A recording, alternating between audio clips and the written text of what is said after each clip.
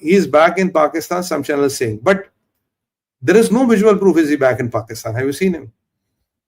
मरियम मंगल, अच्छा मतलब वो वाला, अच्छा वो वाला कह रहे हो ना?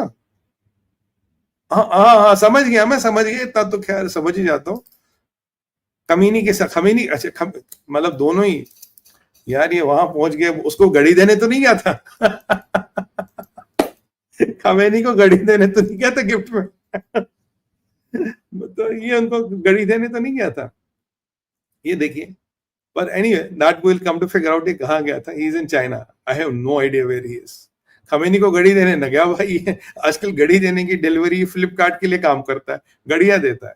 चाइना का मुझे नहीं पता Ankit ji, I have no idea where is he, because I am, where is he disappearing? इतना एक्शन हो रहा है, इतना सब कुछ हो रहा है, और जो कर्मसाद पे जो कल अटैक हुआ है इसराइल का, that was a very very clear message to ISI, that was a very very clear message to Pakistani army, and that was a very very clear message to Afghani Taliban, keep out of this, इस लफड़े में मत पड़ना, भगवान के पास। Okay, भेज दिया क्या? Okay, Gabriel भाई कह रहे भेज दिया क्या? पक्का टिकट काट दे? अरे 72 ऊर, मतलब टिकट काट दी उसकी? अरे यार, मुझे लगता कुछ आपने व्यवस्था तो नहीं कर दी इजरायलियों? बहुत इजरायली अभी लाइव होंगे अभी इस पे, तो भाइयों आपने की व्यवस्था तो नहीं करती कुछ, बाद में एक सरप्राइज दे दो कि जी निकल गया? अरे आप लोग बड़े जालिम हो यार। हाँ, पर अगर यहूदियों के हाथ जाएगा तो जन्नत तो पक्की है।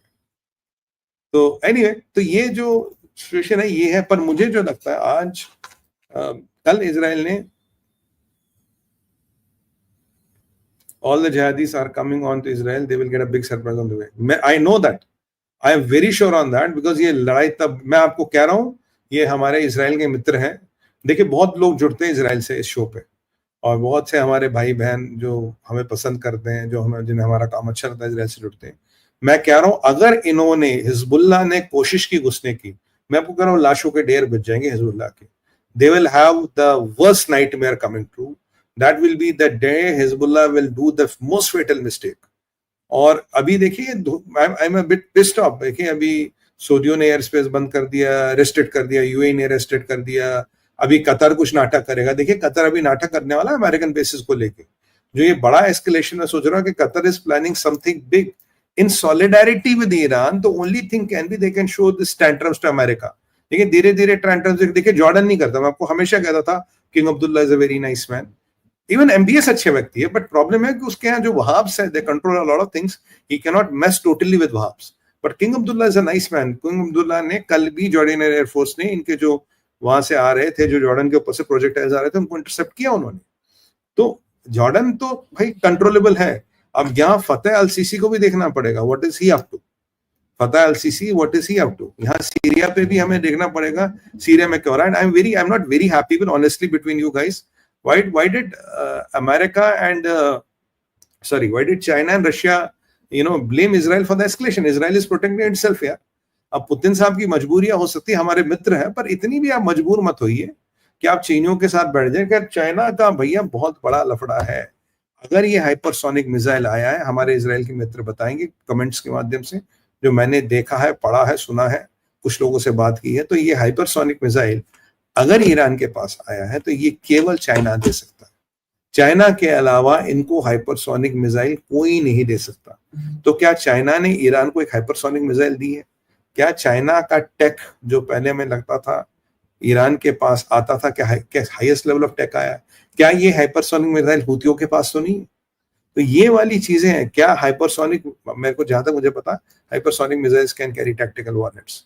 तो अगर एक छोटा टैक्टिकल वॉरहेड अगर वो हाइपरसोनिक मिसाइल पे लगा जाए तो एक बहुत घातक कॉम्बिनेशन बनता है। तो कुछ चीजें ऐसी आ रही है, बट लेट्स सी। और ये अब किसी को ये बाय द वे अपडेट है कि, जो मेरे को नहीं पता, I think something is wrong with होतीस, क्योंकि जो उस दिन इजराइल का अटैक हुआ था, इनका हेड, डिप्टी मिलिट्री हेड और डिप्टी हेड, ये 9 लोग जो बैठे थे उस कैबिन में, उस कैबिन को, उस जगह को उड़ाया था इजराइल ने। डज एनीबडी नो कि what is happening in their? I believe something is wrong with Houthis. I believe they are silent about it. I believe they are not talking about it. I believe something is drastically lost. They have lost those 9 people. My gut feel is they have lost these 9 people.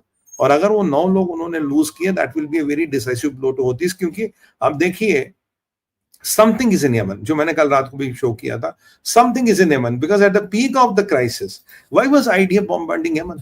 What is in Yemen? कुछ जब तक Yemen में ऐसा नहीं है, when you are you bombarding Tehran and Yemen at the same time?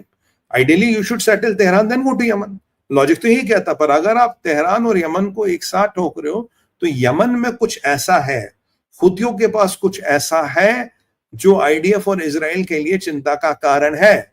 और ये hypersonic missile हो सकता है, ये हाइपरसोनिक मिसाइल, और अगर ये चाइना ने दिए, बहुत बड़ा एस्केलेशन होगा साहब, बहुत बड़ा एस्केलेशन होगा। I'm really praying for our brothers and sisters in Israel. इतना छोटा सा one, everybody is trying to screw them, yeah. Everybody is trying to screw Israel. Sorry, I have to say this. And even Americans are not coming forward. They are just doing the interception game. They should come forward. They should give them the B-4 bombers. They should give them what it is needed. And I don't know, sorry guys. Some of you might feel bad, but I was very pissed off with Trump talking to this mullah regime, because you are legitimizing terror. अगर आप ऐसे मुल्ला मौलानाओं से बात करोगे, legitimizing terror. There is no point of talking with terrorists, and America does not learn its lessons. आपने पहले भी जब टेररिस्टों से बात की, आपको कुछ नहीं मिला।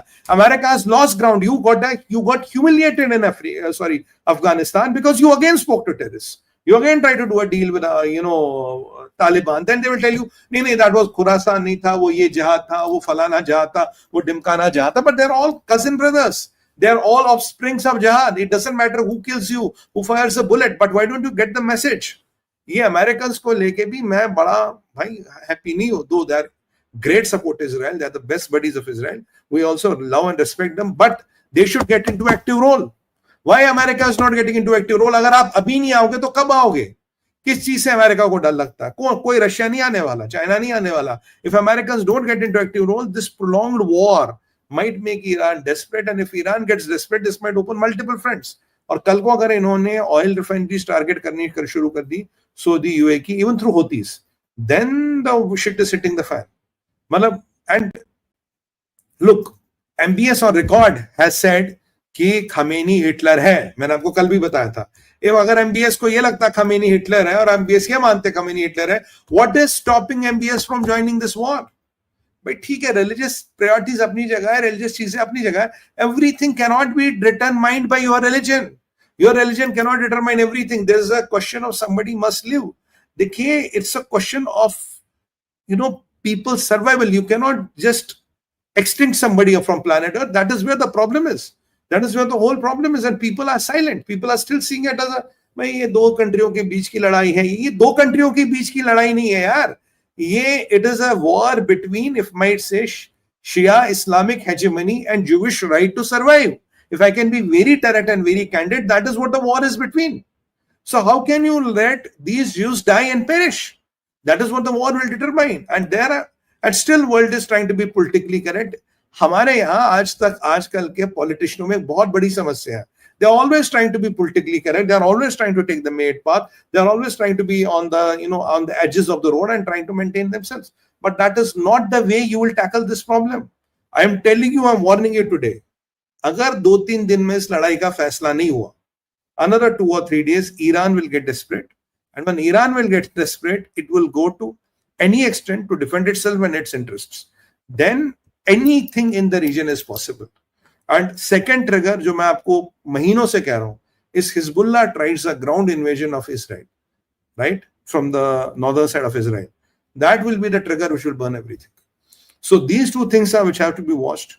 And Houthiyos के मिसाइल आते रहेंगे, you can manage them. But if these two things happen, that will be really a big escalation. We'll keep an eye on that. We'll keep on watching for you. अभी मैं